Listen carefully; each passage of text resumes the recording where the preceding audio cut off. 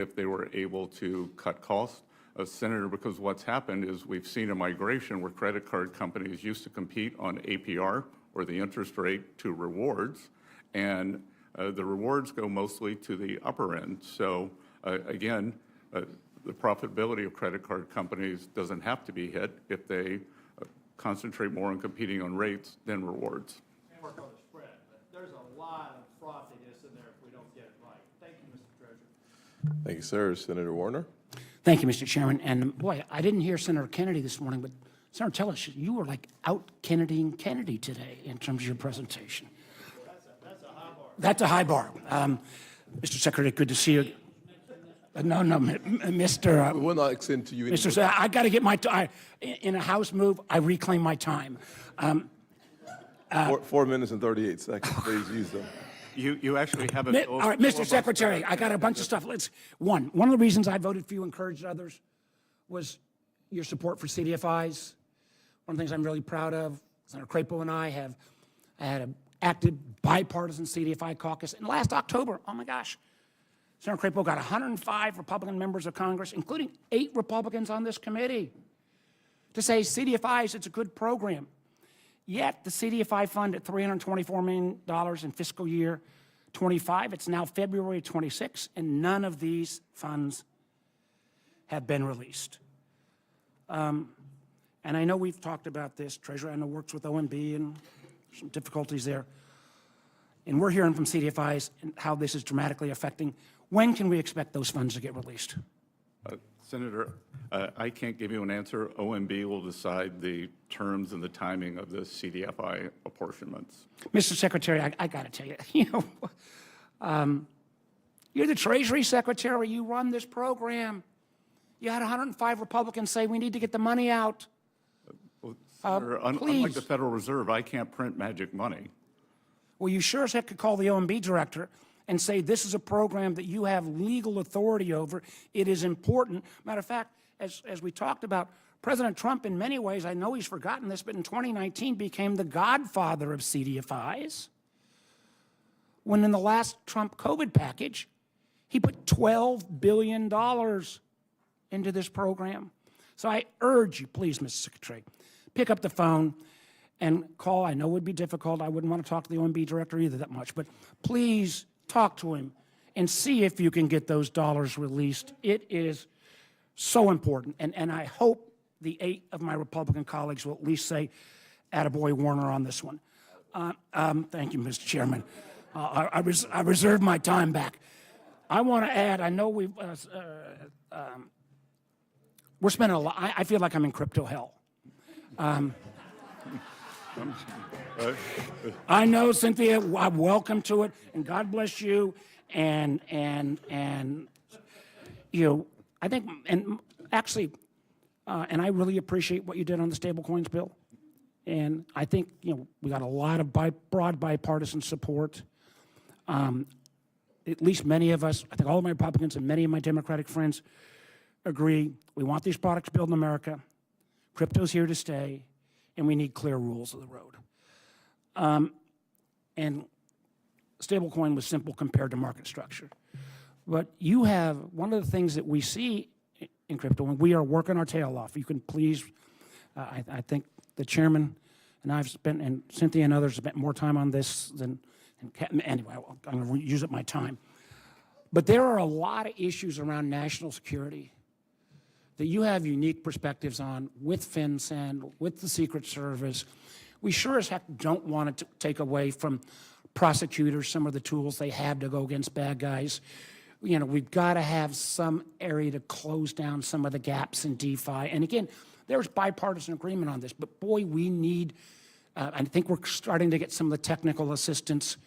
But if you can just make clear that this is a real problem, and you know, we'll deal with yields and rewards, we'll deal with a host of other issues, but these national security issues around DeFi are real, and we need to not create a set of rules that leaves huge exemptions and candidly takes away some of the prosecutorial powers that exist today. Senator, I look forward to working with you on that. We've had problems, and historically, there's problems when the technology gets ahead of the legislation. So if we can work with you on the legislation it's for both OFAC and FinCEN. Well, we love your technical assistance, and I think, Mr. Chairman and Senator Lomas, that you will be invited to our next round robin on that, and that may be later today or tomorrow or Monday, so. Good, and if you could convince some of there seems to be a nihilist group in the industry who would prefer no regulation over this very good regulation. Amen, brother, so weigh in. I do. Weigh in. Early and often, Senator. Weigh in. One last comment. I know my time is up. No, last comment. Hey, Senator. agentic AI, we got to come back and talk about. Agentic AI, huge possibilities with AI, but we've got to be careful about that. Thank you, Mr. Chairman. Unbelievable. Okay. Senator Lummis. Thank you. I'm going to pursue this line of questioning. Thank you, Mr. Secretary, for being here.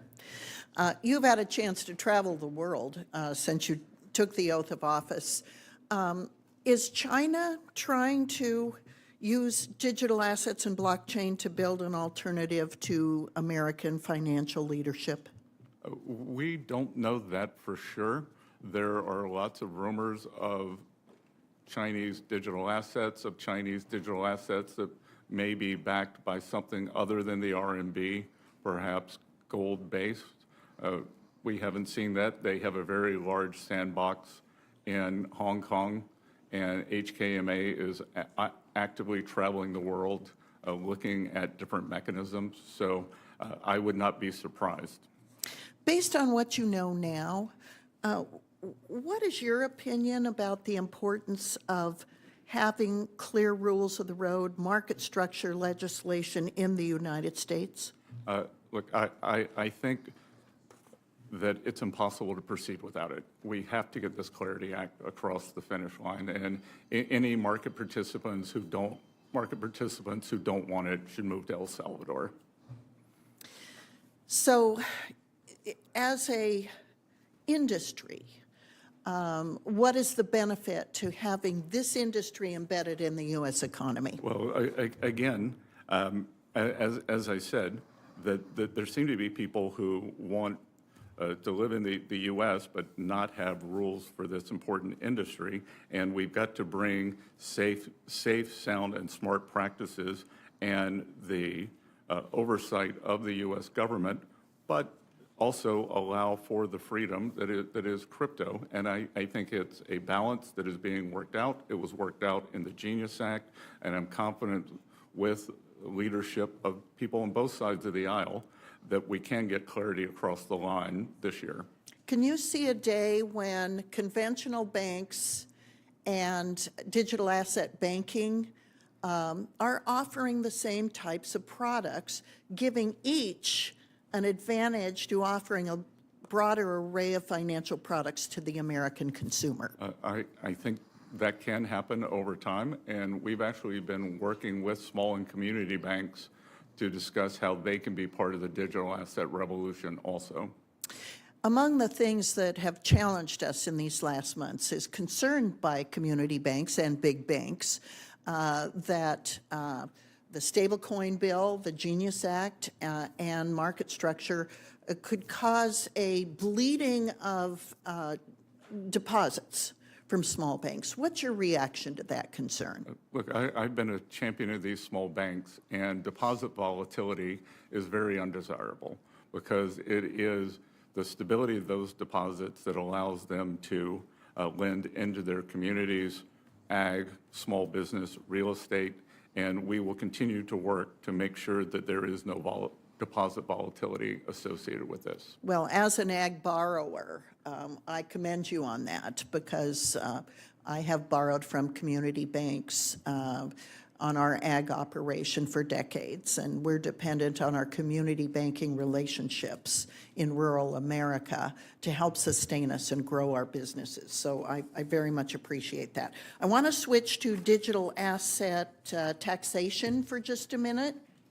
So among the things that I'm exploring, and the Senate Finance Committee has a package of bills that looks really good to me on digital asset taxation. But one of them that's kind of vexing that I could use some guidance on is the issue of de minimis with regard to especially Bitcoin and other digital assets that might be used as a means of exchange. So the issue is, will it be a capital gain or will it be exempt from capital gains when it's used as a means of exchange to purchase things? And if it's going to be subject to a capital gain, how do you calculate what the capital gain is? If somebody has a blended portfolio of Bitcoin, some of which were purchased when it was $300, some of which were purchased today at $75,000, and some of which were purchased a year ago at over $100,000. How do you calculate the capital gain? Do you have some thoughts about that, or who I could consult with in your shop? It's a very complicated subject. We'd be very happy to have our Office of Tax Policy work with your team. I'll be over. Thank you, Mr. Secretary. We look forward to seeing you. Senator Smith. Thank you, Mr. Chair. Mr. Secretary, would you consider food and ag to be an important part of the U.S. economy? Extremely. Thank you. I agree with you on that. The U.S. food and ag sector is a massive economic force, contributing over $9.5 trillion, supporting over 24 million jobs.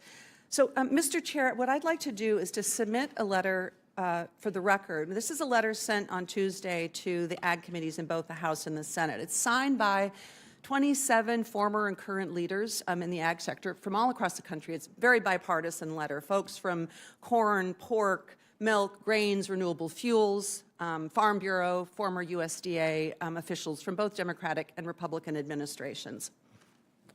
Without objection. Thank you. Secretary Besson, as you no doubt know, and as this letter points out, farm bankruptcies have doubled. Barely half of all farms are profitable this year. The U.S. is running an historic agriculture trade deficit, which is a sharp reversal from record surpluses. And farmers are paying higher prices for everything, from health care to farm inputs, grocery, and utility bills. And I want to just read you a piece of this letter, which says, consider the impact of the China trade war on soybeans alone. In 2018, when the China tariffs were initially proposed, whole U.S. soybean exports represented 47% of the world market. Today, it's down to just 24.4%. The letter goes on. So, Secretary Besson, my question for you is, when can farmers expect this turbulence and this chaos to stop and input prices to begin to stabilize or at least come down for them? Well, Senator, as you know, input prices spiked under the Biden administration. And Secretary Besson, when can we expect? Again, it's market-based, and as someone who, until the end of last year, was involved in the ag sector, I can tell you it was a record harvest. So it is a problem of abundance, but costs are up. We are working to bring the costs down. Input costs are up, I believe, Mr. Secretary, in large part because tariffs are driving those costs up. And this is causing massive uncertainty and chaos in the farm sector, which is really hurting many farmers in my state and around the country. Senator, it was very unfortunate that the Chinese decided to use our grape farmers, soybean farmers, as a pawn in trade negotiations. We have the administration's come out with a $12 billion package, and we have guarantees from the Chinese. They bought $12 billion of soybeans just since October. They are committed to buying, not 12 million tons. They will buy 25 million tons for the next 3 years to stabilize the market. But what is happening for farmers in Minnesota is this constant on again, off again, tariffs on, tariffs off. It is chaotic, it is confusing, and it is destroying our markets. And so it has nothing to do with the tariffs on. Well, tariffs I think it off. has a lot to do, and these farmers, sir, believe that it has a lot to do with Trump tariff policy. I want to just, Mr. Chair, if I may, before I close, I want to link this conversation to some of the challenges that are happening in the ag sector and the larger economic challenges in Minnesota caused by the immigration action that is happening in Minnesota right now. Because the truth is that ag country is heavily impacted by this. This mass deportation plan is having a huge impact on the ability of farmers in my state to be able to get access to labor. And I'm talking about people who are here legally. And I know that my colleagues on both sides of the aisle that represent farm country understand you are hearing this from your farmers and ranchers as well. And it is having huge impacts on dairy and fruit and veggies. It is a major problem, not just in the farm sector, but all across my state, where just in Minneapolis alone, separate from agriculture, small businesses are losing an estimated $20 million a week because of customers just not being able to show up, being afraid, workers being unable to go to work because they're afraid of going out. The bottom line here, colleagues, is that this mass deportation plan was supposed to go after the worst of the worst, but what's really happening is that these poorly trained and aggressive agents are breaking families apart. They are hurting children. They are separating from their families. They are targeting and detaining and arresting people that have done nothing wrong, and that is morally reprehensible. And Mr. Secretary, it is reprehensible Senator, that you your would time is blame up. Alex Preddy, a U.S. citizen, for his own death, shot in the back by these federal Senator, agents. Never blame your time's up. Thank you, Mr. Chairman. I'd like to just respectfully respond to my colleague and give you an opportunity to actually respond as well, Mr. Secretary. When I look back over the last 4 years of the Biden administration, it was failed policies for our agriculture industry.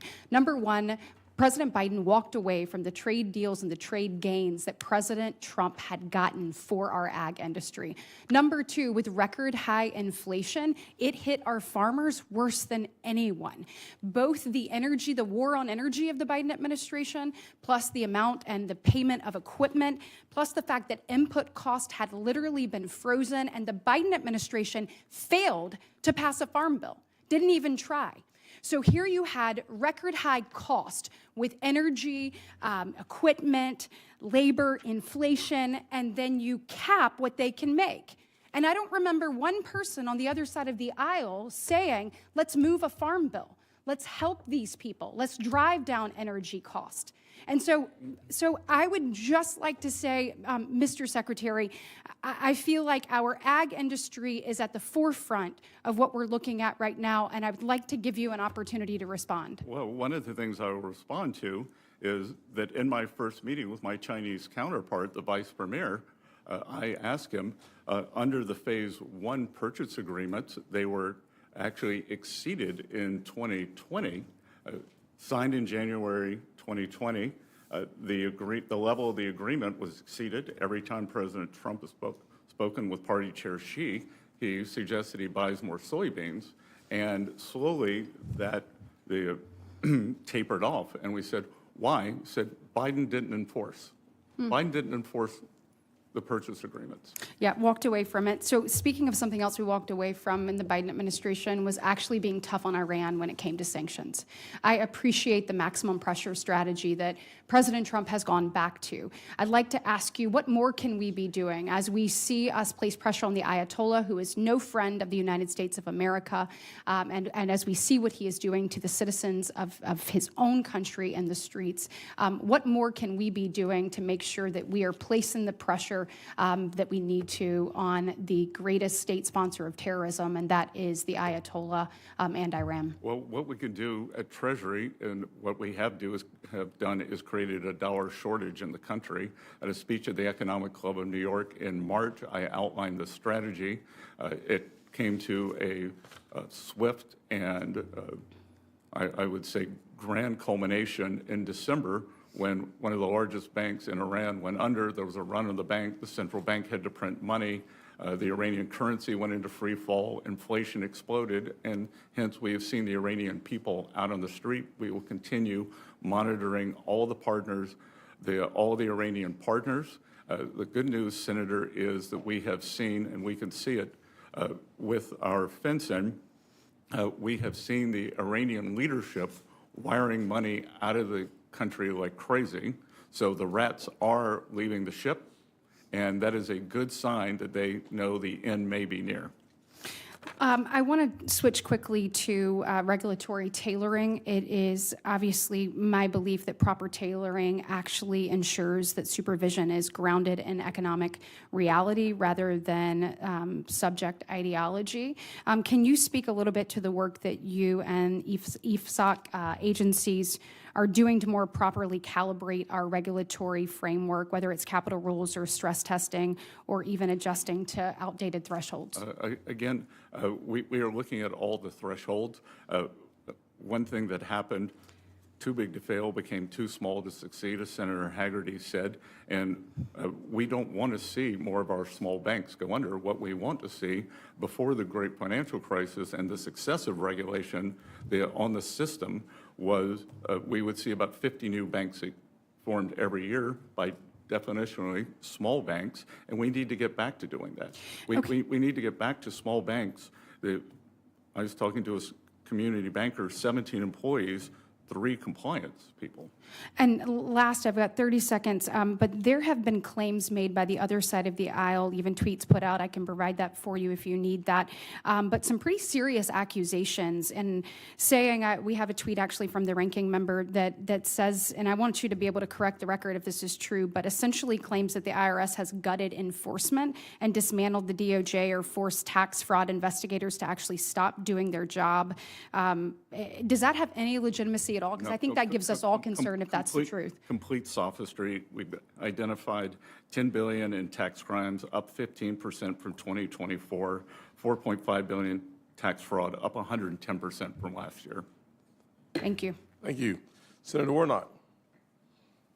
Thank you, Chair Scott, and welcome, Secretary Bessent. President Trump promised that his administration would usher in a, quote, golden age of American manufacturing. In September 2024, at a rally in my home state of Georgia, Donald Trump said, quote, we're going to have a manufacturing boom. Secretary Bessent, we're now more than 1 year into the Trump administration. Yes or no? Has there been a manufacturing boom in the United States? There are the beginnings of a manufacturing boom. We have intentions, factory groundbreakings, sir.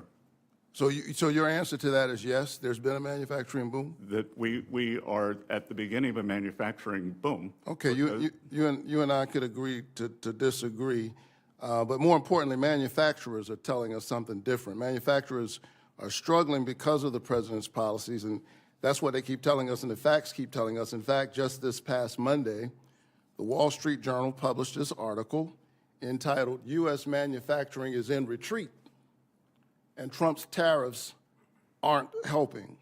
I request consent to enter this article into the hearing record. Mr. Chairman? Without objection. Secretary Bessent, do you know how many manufacturing jobs the United States has lost since Liberation Day in April 2025, when the president first announced his tariffs? Yes, Senator, because you were out of the room, but it was already brought up. We do many things, sir.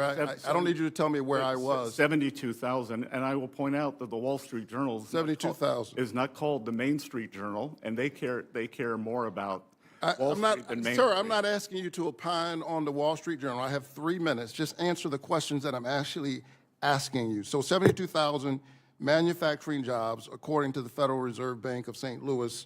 Thank you for answering the question. Manufacturers shed workers in each of the 8 months after President Trump unveiled his tariffs on what he called Liberation Day. I would submit that it's a strange liberation and a curious freedom that leaves you unemployed. Even worse, smaller businesses are struggling to keep up with the tariff chaos. Big manufacturers may have the resources to shift suppliers. And I need you to understand the spirit of my questions. I spend a lot of time talking to the people in Georgia who've given me the great honor of representing them in the United States Senate. And so this is about them. And especially our small businesses. They don't have the ear of the president. They don't have access to Mar-a-Lago.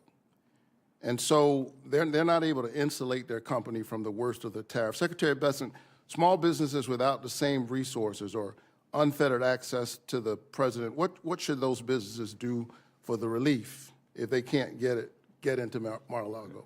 Again, sir, small business confidence is up. And we are seeing that the one big beautiful bill gives the full expensing for equipment, factories, and ag structures. They are telling us that it's more expensive to make basic things. We are moving in the wrong direction. The facts don't lie. The president lies often, but the facts don't lie. In fact, if you're saying we're at the beginning, basically your answer to those small businesses is wait a little while. Is that the answer?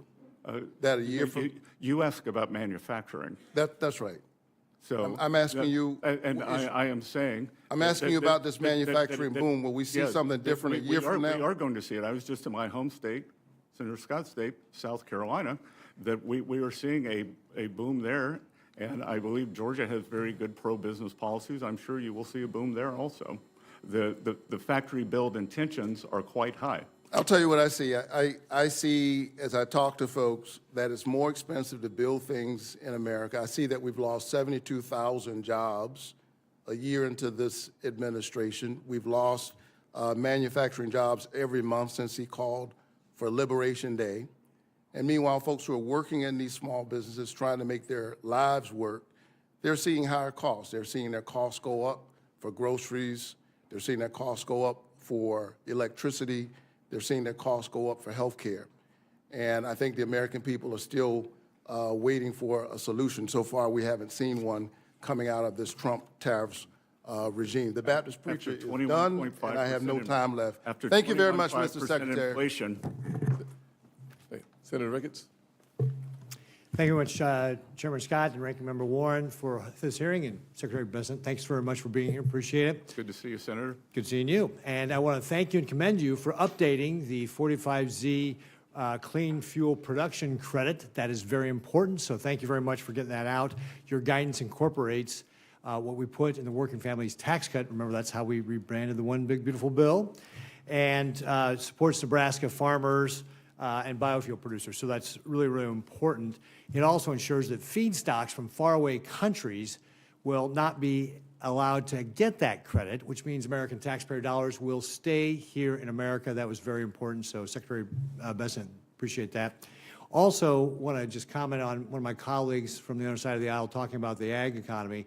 I would note that under the Biden administration, we had 4 years in a row of agricultural trade deficits because the Biden administration was the first administration, going back to Jimmy Carter, not to sign a major trade deal. And that is one of the reasons why we have such a hard problem, or a hard time right now in the ag. And in fact, when talking about input prices, under the Biden administration, June of 2022, diesel hit $5.75, now it's at $3.52. So again, we need to address the issues to help our farm economy out, but a lot of the seeds of this was started in the Biden administration. I also want to thank you for presenting FSOC's 2025 annual report.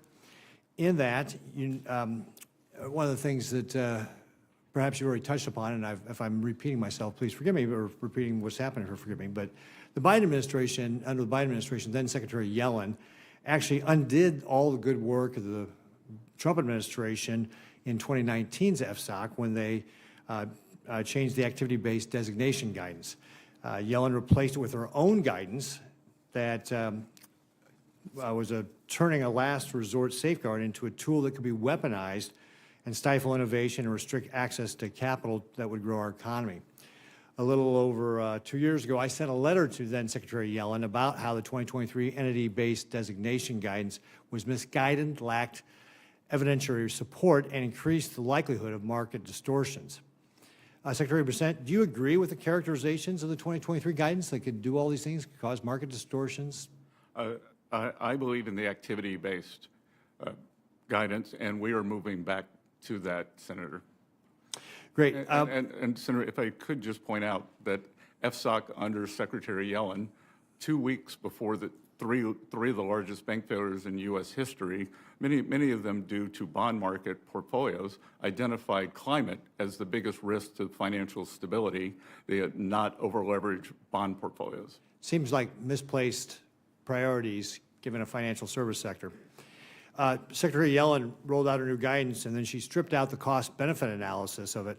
In your view, does cost-benefit analysis matter in evaluating to use FSOC's SIFI designation authority? Again, sir, without that, why would you do it? What is your view on the activity-based designation approach that was developed through the transparent and methodical process done in 2019? We are readopting it, and we believe it is fulsome, robust, and smart-minded. Great. Thank you very much, Secretary.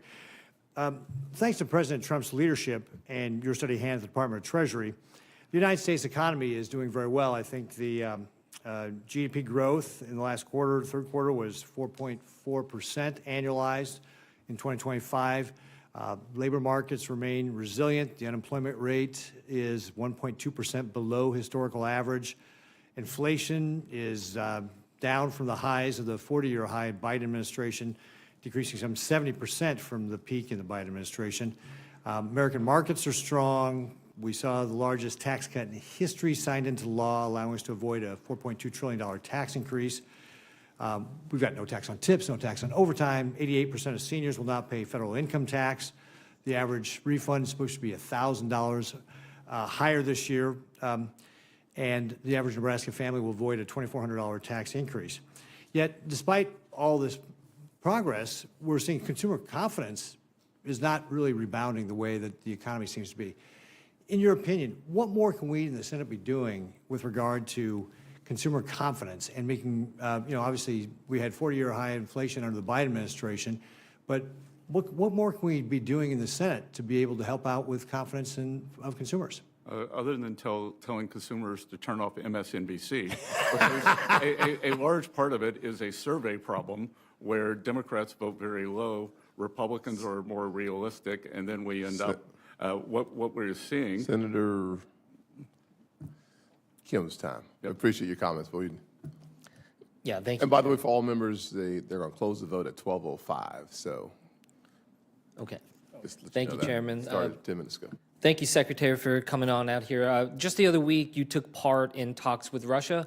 I guess I just wanted to ask you just your view of this. Do you agree that Russia's invasion of Ukraine was illegal and a violation of sovereignty and law? Senator, I've been saying that since my confirmation. That's right. Also, would you say that Vladimir Putin is a war criminal? I've also been saying that since my confirmation. Now, before you started, Treasury regularly targeted hundreds of actors and networks who sent critical goods to Russia's war machine with rounds of sanctions every 1 or 2 months. The previous administration added about 297 China-based entities and individuals to our sanctions list under the Russia sanctions program. I want to ask you, do you know how many you have added and designated as part of the Russia sanctions program since you came in as Treasury Secretary? I do not, but I do know that President Trump sanctioned Rosneft and Lukoil, which was the major sanctions achievement, and dwarfs everything else, and has brought the Russians to the table for the talks that I was at last Saturday. And you'll have bipartisan support for those sanctions, but I'll just say that there is also bipartisan support on doing everything we can to crack down on Russia's war machine, not just on the energy side.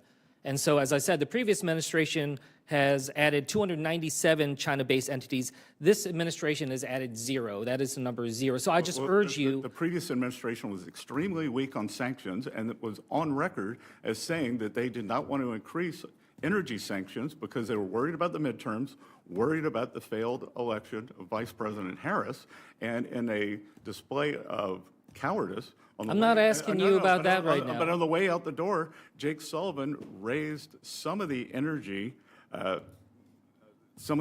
sanctions. President Trump took the most bold action. So we have done more. I'm asking you here, can you commit to this Congress that you will take action to sanction Russia's shadow fleet? I will take it under consideration. We will see where the peace talks go. I see how this administration has taken this maximalist approach, adding pressure when it comes to Iran's shadow fleet, talking about,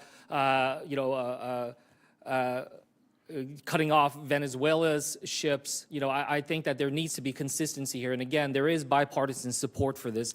I wanted to just switch gears. Would you agree that money laundering is a national security threat to this country? Yes, sir. Now, with Binance founder Zhao pleaded guilty to violating anti-money laundering laws and was sent to prison, Binance then injected billions of dollars into Trump's family business, World Liberty Financial, and Zhao asked for a pardon and received that. I just wanted to ask you, is that a conflict of interest in your opinion? I am unfamiliar with any of that. I wear many hats. The pardon hat is not one of them. I'm just asking, do you see it as a conflict of interest, though? Again, I'm not going to respond to that. When you had the Russia talks, was Jared Kushner a part of the Russia talks? Yes. What is his official role in the U.S. government right now? I believe that he is a special envoy.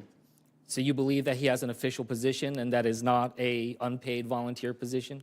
Sorry, I believe that it is not an official position, that he is designated as an interlocutor as we bring many people into the talk. I just raise this because this is the problem that we're seeing right now when it comes to these conflicts of interest. We see the Trump family getting involved in different roles, even though they don't have official positions. We see Pakistan now announcing that they're going to use Trump's family's companies' crypto for cross-border transactions and trade. Does that not concern you? Again, I'd be especially interested to hear if you have any information of why Mr. Kushner is conflicted in the Russia talks. Look, what I'm saying is that if he wants to be, if he wants to participate in that, he should go by the same financial disclosures and getting rid of conflicts of interest that every other senior government official, including yourself, have to go through. And look, I'm just saying that when we're seeing Trump pardoning Binance founder Zhao, when seeing instead investigating Jerome Powell, when we see that Trump is now suing the Treasury and the IRS for $10 billion, he even said, I am supposed to work out a settlement with myself. That's what Trump said. Do you think that that is a conflict of interest? That is a Justice Department issue. No, it is suing your department. The Justice Department represents Treasury. I would suggest you contact Justice. With that, I yield back. Senator Kramer. Thank you, Mr. Chairman. Thank you, Mr. Secretary, for being here. And let me say, I'm sorry you're no longer a North Dakota farmer. You were a good one, and we were sorry to see you go. So I'm going to really shift gears here and talk about something that truly is bipartisan, and that is the adoption tax credit. And I know you wake up every morning thinking about it, but and I'm just going to ask you to look into it for me. But during last year's Working Families Tax Cut, the reconciliation package, we took a version, we altered the adoption tax credit a bit to include making it partially refundable up to $5,000. And previously, up until 2011, there was a refundability of part of the credit. The adoption tax credits always had this carry forward provision that allowed, of course, families to carry over unused portions into the next tax liability. Our intent in the Working Families Tax Cuts was for the carry forward to be eligible for the $5,000 refund as well. And the JCT actually included that in their score, again, which sort of validates the intent of Congress. However, the IRS is interpreting the language to mean that the carry forward is not eligible, affecting, of course, the adopted families from 2020 through 2024. What the IRS did is they interpret the effective date of December 31st, 2024, the same way Congress intended. But there's a big difference now between Congress's intent here and the IRS's interpretation of it.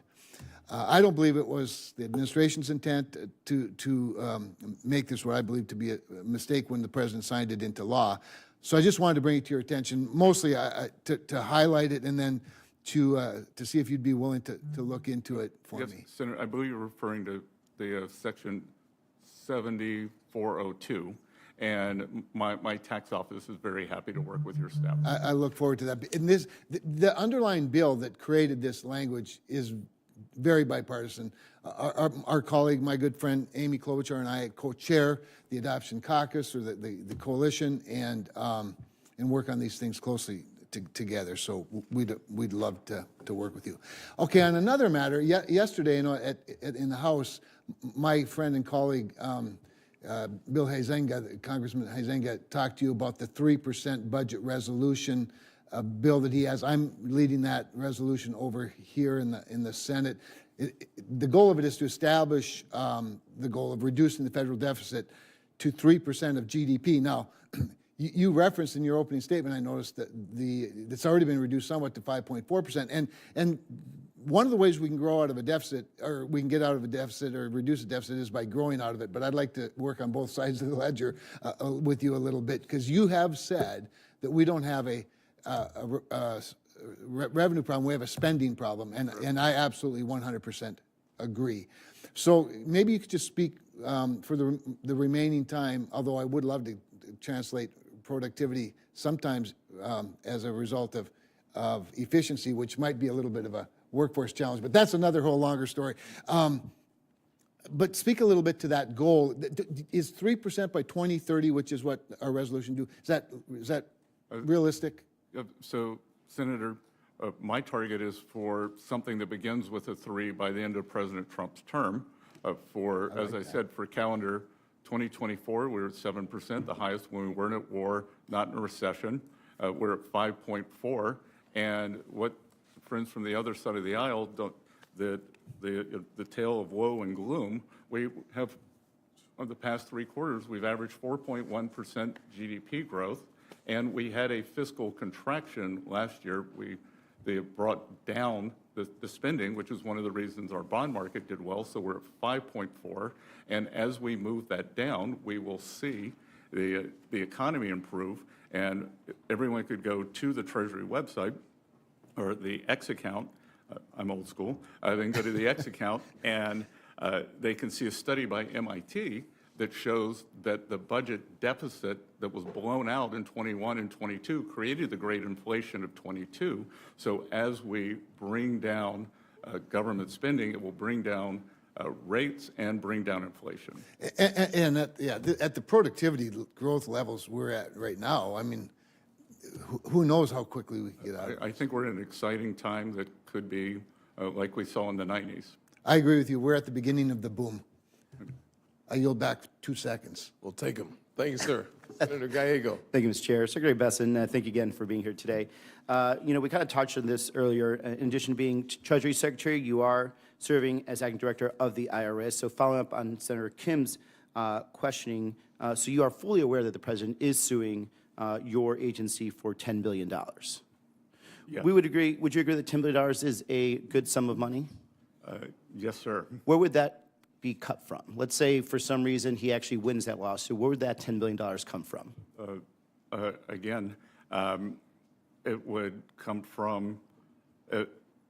Process-wise. I'm not asking like your opinion whether it's right or wrong. It would come from Treasury, It comes from Treasury, which comes from the general fund, the Treasury General Account. so taxpayers. Yes. Thank you. Part of the 440,000 taxpayers whose returns were leaked. If the president, they're not suing, but if the president prevails in this lawsuit, he's going to be able to pocket that money. My question is the president, has anyone in the president's office talked to you about this lawsuit in any regard? They have not, and the president has said he will donate the proceeds to charity. You may have missed that. So no one at all has discussed this to you whatsoever? No, Okay. sir, and the president said he will. Have you received, I didn't ask any more donate the questions. Have you proceeds received to any charity. advice from Treasury's legal division about how to handle this potential conflict? This is a Justice Department matter. They represent Treasury in it. Have someone from the Department of Justice actually come and talk to you saying that this is their purview and you need to stay out of it? Or who has discussed to you what is your role in this? Our general counsel, who's sitting behind me, has told me that it is a Justice Department matter. The Justice Department defends Treasury in matters like this. Okay, so it has been discussed with you. Do you have any final say at all in the process of this? Or is the DOJ just going to instruct you to cut a check and or settle and you have no independence to actually make a decision whether or not the president deserves $10 billion? Again, that is a DOJ matter. And so the DOJ will entirely make that decision if and whether or not the president should receive $10 billion. You have no say at all. Correct. So you would just have to write the check if you were told to write the check. Correct. And you would write the check willingly if you were told by DOJ to the president. I will follow the law, Senator. Okay. I mean, I think for many of us, this is very simple, and I think if this had been happening in any other countries, it would look an absolute, like a total shakedown of the American taxpayer. Are you also aware that President Trump has filed claims seeking $230 million from the Justice Department for investigations conducted during his previous candidacy? I'm unaware of the cumulative number. Okay. So if the president wins or settles these claims, that money will come also from the Treasury Judgment Fund, which you do control. Have you recused yourself from any decisions about paying the president on these claims? Again, I'll follow the law, and I'm not involved with any of this. It stems from justice. So you, even though the Treasury Judgment Fund is called the Treasury Judgment Fund, you have no control over the Treasury Judgment Fund? We act as paymaster. So you will sign it then? Sorry? You will sign the check then? If you're a paymaster, you'd be the person's signature is to the Treasury Judgment Fund? I would assume it would be a wire transfer. Yes, I'm assuming we're not that old school. Yep. But that being said, so you have no say in this whatsoever. You will only basically follow what the DOJ says, but you're the person that actually is the final person that pushes send, essentially, on the wire transfer. Yes. And even if you feel or that it is unjust, the fact that this president is basically plundering U.S. taxpayer dollars, you will still hit that send button. Even if I believe that 6103, the IRS tax code, was violated and 440,000 taxpayers were leaked. So by Mr. Littlejohn. Back to this other thing. So now, you do believe, though, I mean, do you understand why some of us see a problem with that? And let me ask just a very simple question. Do you work for the President of the United States? I work for the American people. So can the president fire you? Or he can. He can fire you, correct? Yes. So isn't it a conflict of interest that you're going to be making these decisions and the president has full power over you? I think you're confused, Senator. I am not part of the decision. Well, you're certainly a person that send on the wire transfer, and I think that's why there's a lot of people that are actually do not trust and do not trust the president's actually looking at his best interest. I guess you're saying that I'm controlling the time here. Obeying the law. I'm controlling. You're not obeying the law. You're plundering U.S. taxpayer dollars. Plundering U.S. taxpayer dollars. Plundering taxpayer dollars. Plundering. Thank you. You'll back. Senator McCormick is now recognized. Thank you. Mr. Secretary, welcome. In Pennsylvania, we're fortunate to have abundant energy resources, as you know, when you attended our summit, a skilled workforce, and world-class universities. The pro-growth policies of President Trump have enabled the Commonwealth to capitalize on this optimism and investor confidence, and it's attracted billions in investment and spurred growth. The working families' tax cuts are set to deliver more than $600 billion, a new relief to the middle class. And still, there's more to be done. Permitting reform, for example, would unlock billions, perhaps trillions of dollars that sits on the sideline right now. And so, Secretary Bessent, would you talk for a minute about permitting reform and how important those reforms are to unlock additional growth beyond the fantastic growth we've seen so far? Well, as I've often said, Senator, the president's economic program is a three-legged stool: trade, tax, and dereg. And permanent reform is a very important part of the deregulatory agenda. And as we've seen, more supply also pushes down inflation and increases economic growth. I think it is the deregulatory agenda is the most unsung part of the president's agenda. Yeah, I couldn't agree more with that. And, you know, there's going to be a big push, I think, from the Senate. There's already been legislation in the House. And, Mr. Secretary, looking forward to your support for a permitting reform package, which I think could really stimulate further the president's agenda. Second question, the working families tax cuts also created Trump accounts, a new tool, creative, sort of really remarkable moment to support families and build wealth for the next generation. Can you talk just for a minute about the motivation for the program and what do you think this is going to be able to accomplish? Senator, 38% of American households do not have any exposure to the U.S. equity market.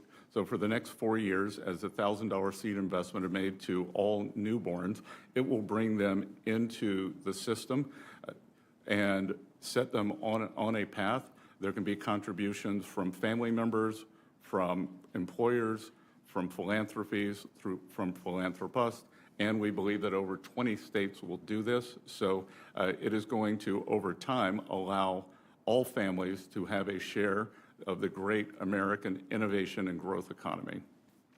You know, as people I meet in Pennsylvania hear about this and understand what it means for their kids, their families, I mean, it's a really incredible step, and I hope it's something we can really formalize and make part of not just this great administration, but future ones. Well, I think too, Senator, and thank you for your leadership on this, that I have been a longtime advocate of financial literacy, and I think that this will be a real-time experiment in financial literacy as the families, as the children are able to look at their accounts on their phone and be part of this growth.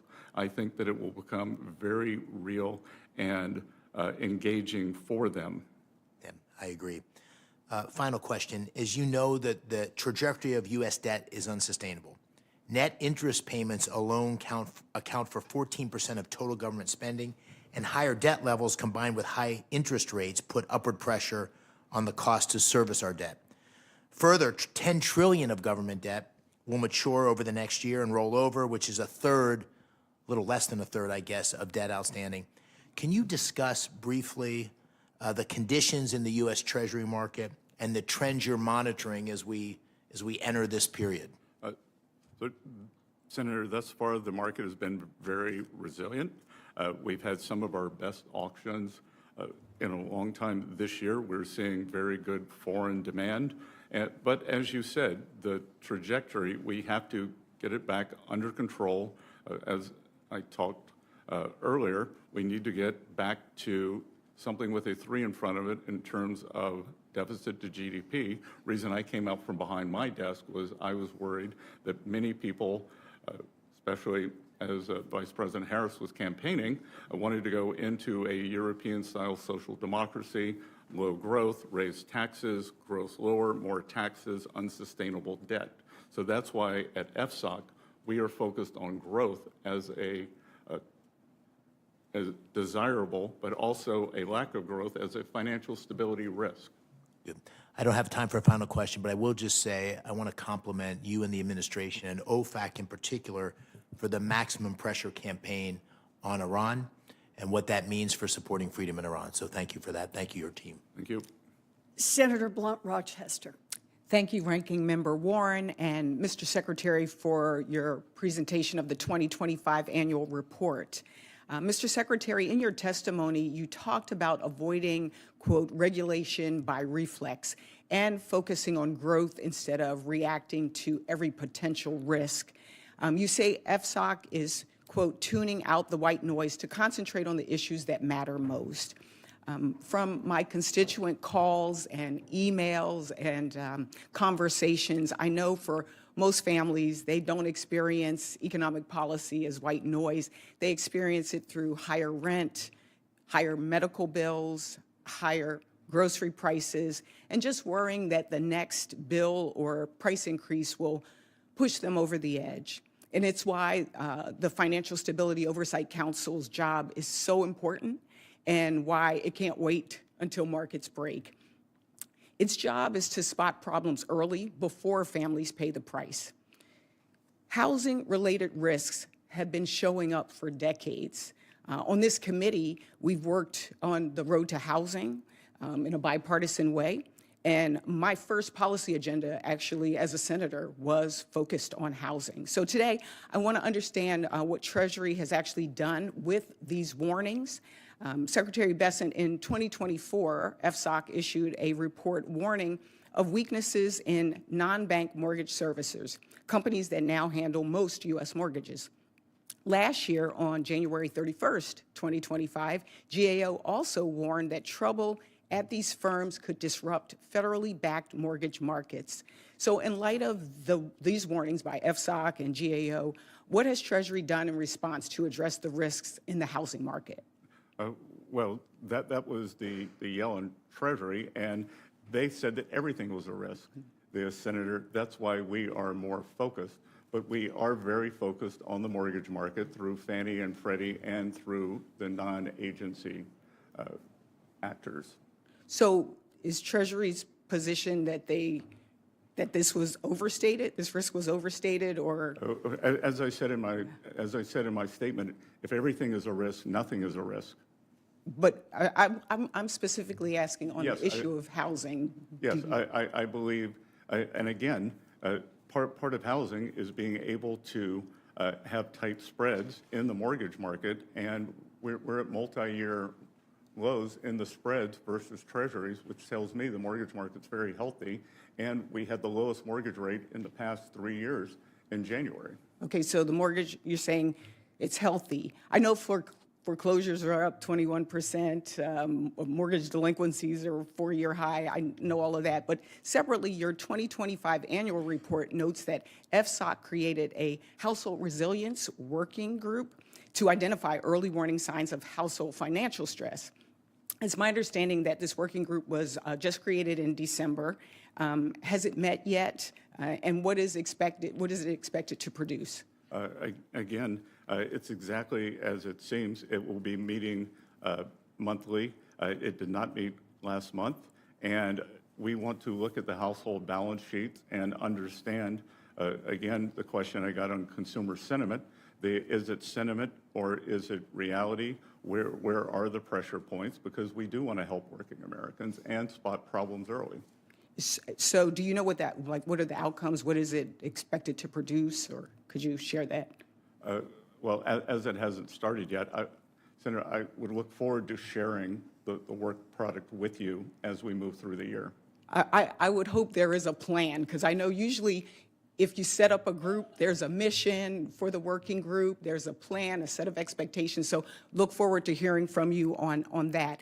If you were to, you mentioned in your testimony parallel prosperity, and you mentioned Main Street and Wall Street. If you were to rate how Wall Street is doing on a scale of 1 to 10, 10 being it's doing well, and Main Street on a scale of 1 to 10, what would you rate them? Well, I'm not going to speculate, but I will tell you the Wall Street Journal, not the Main Street Journal, criticized me for being a populist on my advocacy of Main Street. And look, Main Street got killed during the Biden administration. Wall Street did not. And I only have 10 seconds. We're trying to level in my that up. 10 seconds, I just want to say two things. Number one, this is now your watch. So I know there's been a lot of bringing up the Biden administration. This is now your watch a year later. And number two, families are truly hurting in this very present moment. So I look forward to working with you and finding out about particularly housing, because it's one of the #1 issues in this country across the dais. Thank you, and I yield back. Senator Moreno. Thank you, Mr. Secretary. And also, thank you for being so accessible. You look at your predecessor, almost invisible. You go out and you're on TV, you're on the media to make certain that the American people and you're communicating with us on a regular basis. That's a refreshing change. I just have a question on your many TV appearances. I've noticed that you said that if the Democrats win, they'll do it again. Can you clarify what that means? Yes, we saw a spending surge during the Biden administration, a blowout spending, and again, the deficit to GDP numbers blowing out, which according to MIT studies, the spending was responsible for the inflation surge. And at the same time, we saw mass unfettered immigration, 10, 15, 20 million illegal aliens coming into the country and depressing wages, taking low-end housing. And a study from Wharton showed that much of the low-end housing inflation, especially in rents, came from the 20 million new arrivals. The law of supply and demand that applies both for housing and for suppressing wages. So I would say, when I talk about that, there will be blowout spending, which will lead to inflation, and then the border will be reopened. So clearly, this deportation effort, especially the self-deportations, is going to lead to lower housing prices, and we've already seen it, correct? We have, and rental properties are ranked A through D, and D and C properties, we are seeing a substantial decrease. But what we're also seeing is because of the supply that is coming on, we are seeing a decrease in rents nationwide. As I said earlier, True Inflation, an agency that puts out, uses a basket of gathered real-time inflation measures, is now below 1%. Yeah, and speaking of that, so let's talk about that real quick, because there's things that obviously federal policy impacts. And so an underlying cost to a lot of these key baskets of goods is the price of gasoline. What's happened in the last 12 months? Well, price of gasoline is down substantially nationwide, and we expect it to continue going down. Also, diesel, which is an input for farmers, for truckers. So energy feeds into everything, whether it is food cost, whether it is manufacturing, and again, more supply and being on the side of the energy industry has resulted in lower prices. And the same thing can be said about the question you got at the beginning of this testimony about groceries. Eggs is an underlying ingredient in a lot of foods. What's happened to the price of eggs in the last 12 months? Well, the price of eggs is down substantially.